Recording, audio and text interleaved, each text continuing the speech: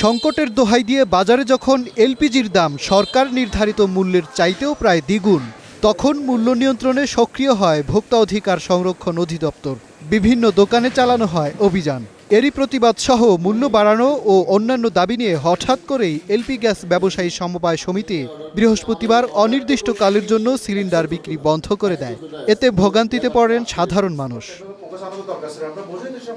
এ অবস্থায় সমস্যা সমাধানে বৃহস্পতিবার বিকেলে এলপিজির পাইকারি ব্যবসায়ীদের সঙ্গে আলোচনায় বসে Bangladesh energy regulatory commission BERC.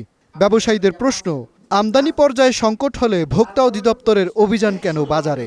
তবে ওই আলোচনায় ধর্মঘট প্রত্যাহারের ঘোষণা দেন তারা। পাশাপাশি 12 কেজি এলপিজি সিলিন্ডারের দাম 200 টাকা বাড়িয়ে 1,500 টাকা নির্ধারণ সহ একাধিক শর্ত দেন ব্যবসায়ীরা। কর্মসূচিটা ছিল আমাদের অনির্দিষ্টকালের জন্য।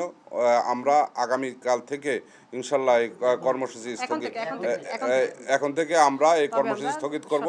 ডিস্ট্রিবিউটার এবং সকল ব্যবসায়ীদের আমরা আহ্বান জানাবো যাতে সারা বাংলাদেশের মধ্যে কোনো অবস্থায় যাতে 1500 টাকার উপরে যাতে কোনো ভোক্তায় যাতে গ্যাস না পায়, তাহলে আমরা নিজেরাও নিজেরা অভিযানের সাথে আমরা নিজেরা থাকবো। ব্যবসায়ীদের অভিযোগ, আমদানিকারকরাই এলপিজির দাম বাড়ান, বরং আইন লঙ্ঘন করে এক মাসে একাধিকবার দাম নির্ধারণ করা হয় বলেও অভিযোগ করেন তারা। আমরা আসলে এটা পুরোপুরিভাবে জানি না, এই জন্য জানি না। আমাদের যে 1200 টাকায় আমাদের গ্যাস পাওয়ার কথা, কিন্তু আমাদের কিন্তু হয়েছে 1306 টাকা। হ্যাঁ, এইটা কে বাড়াইছে? গত মাসে 3বার রেট বাড়ানো হয়েছে, এটা কে বাড়াইছে? কার ক্ষমতা? ডিসেম্বরের মাঝামাঝিতে আমদানি সংকট কমবে জানিয়ে ব্যবসায়ীদের যৌক্তিক দাবি মানার আশ্বাস দেন বিইআরসির চেয়ারম্যান।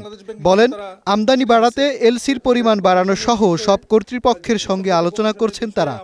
কমিটমেন্ট দিতে পারবো না, বাট সমস্যাটা আমি অ্যাপ্রিসিয়েট করি, সমস্যাটা গ্রহণ করলাম। ওনারা যে দাবি করছেন এখানে যে কমিশনের দাবি, এই কমিশনের দাবি আমি যুক্তিসঙ্গত মনে করি এবং বিইআরসি আইনগত প্রক্রিয়া এটার সমাধান করবে। অলরেডি বাংলাদেশ ব্যাংকে চিঠি দেওয়া হয়েছে এলসি ইজি করার জন্য। জানুয়ারি মাসে ঊর্ধ্বসীমা সমস্যা না, তবুও আমরা বলছি ঊর্ধ্বসীমাটা শিথিল করার জন্য বলছি।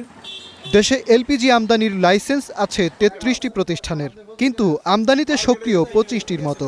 বাকি কোম্পানিগুলোকে ডেকে আমদানি বাড়ানোর আলোচনা করা হবে বলেও জানান বিইআরসির চেয়ারম্যান। মাজহার মাহবুব, স্টার নিউজ, ঢাকা।